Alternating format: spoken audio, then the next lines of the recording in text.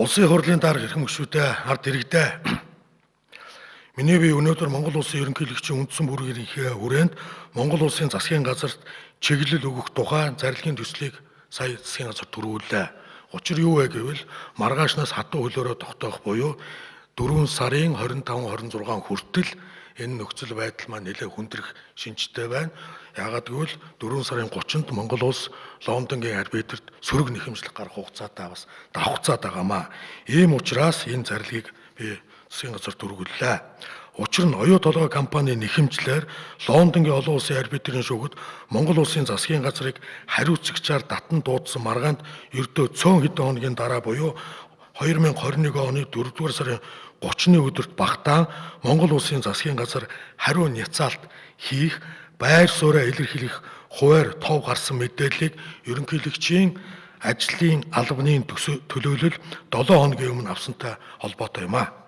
Маргааны хүрээнд Монгол улсын засгийн газар хууль зүйн үйлчилгээ үзүүлэгч дэлхийн шилдэг тооцогдох хуулийн зөвлөх байгууллага нь оюу толгойн төслийн гэрээ хилцлүүдийг тойрсон авилгалын шинжтэй онц ноцтой үйл баримтууд дэлхийн 6 улсын шүүхэд явагдаж буй ажиллагаар илэрч тогтоогдсон.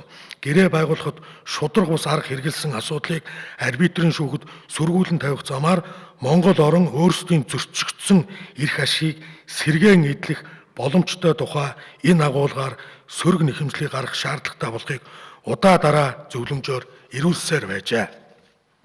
Өөрөөр хэлэх юм бол оюу толгой компани олон улсын арбитрийн шүүхэд эхлүүлсэн энэхүү маргаанд манай орон шудраг ёсны хүсэмжлэл шаардлага дэвшүүлэн тавьж хуулийн зөвлөгийнхөө тусгайлан зөвлөснөөр ирсэн тэрхүү сөрөг нэхэмжлийг гаргах явдал нь оюу толгойн төсөлд хамааралтай гэрээ хилцлүүдийг шинжилэн байгуулах. Маргаантай асуудлаар манай улс язгуур ашиг сонирхлоо хамгаалж нийт монголчууд байгалийн баялагийг үр шимийг тэгш шударгаар хүртэж байх нөхцөлийг хангах. Цаашлах юм бол хөрөнгө оруулагч талтай харилцан ашигтай нээлттэй хамтран ажиллах. Эрхэм дээд үйлдвэрийг амжилттай бүтээх түүхэн болцоог олох үс амин чухал ач холбогдолтой болоод буй онцгой цаг үе тохиосон байна.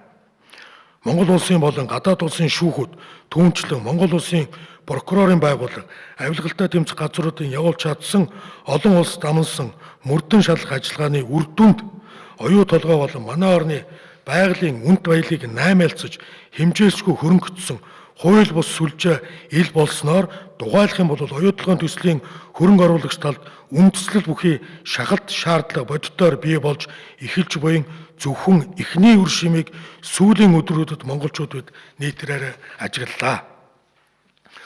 Оюу толгойн орд ашиглах гэрээ хилцлүүдийг шудраг ёсонд нийцүүлэх зөвхөн Монгол улсын эдийн засгийн аюулгүй байдлыг жинхэнэ утгаар нь бэхжүүлэх, гадаадын хөрөнгө оруулалтын шудраг татаа орчныг хангах, 2 хөрш, 3 дахь хөрш, олон улсын давцантах нэр хүнд хамтын ажиллагаа Монгол улсын гэрэлт ирээдүйг баталгаажуулан шинэ эрен цагийг итгэл төгс эхлүүлэхтэй онцгой тустай юм а.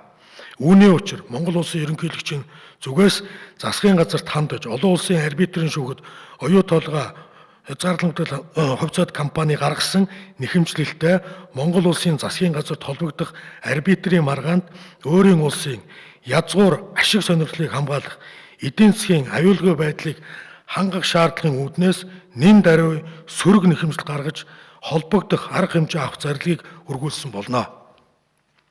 Эрх баригч үнэмлэхүй олонх ард түмний илж төлөөлөгч болохоо умарталгүйгээр улс төрийн нам бүлэглийнхээ явцуу ашиг сонирхлоос энэ тэргуунд улс орон ард түмнийхээ нийтлэг эрх ашигт үнэнч байж зарилгийг хүлээн авч шийдвэрлэн хэмээн найдаж байна. Сүүлийн жилүүдэд Эрдэнэтийн зэсийн орд, салхитай мөнгөний ордоос орж ирсэн бодит үр ашиг мөн оюу толгойн гэрээ хилцээр хийхээр хөрөнгө оруулагчид нааштай хандаж байгаа зэрэг нь Монгол улсын хууль хяналтын байгууллагуудын авилга, албан тушаалын гэмт хэрэгтэд тэмцэх, хил дамнуулан нуун байршуулсан хөрөнгийг олж тогтоон илрүүлэх, улмаар Монгол улсад буцаах ажил хүчин чармаалтын үр дүн гэдгийг та бүгд бид мэдж байгаа. Энэ монголчууд бид нэгдмэл нэг санаа зорилготой зөвхөн улс орон ард иргэдийнхээ эрх ашгийг тэргуунд эренбилж эрхэмлэн ажиллаж чадах юм бол бүх зүйл дахиж дэвшил гаргана гэдгийг маш тодорхой харуулж байгаа хэрэг юм а.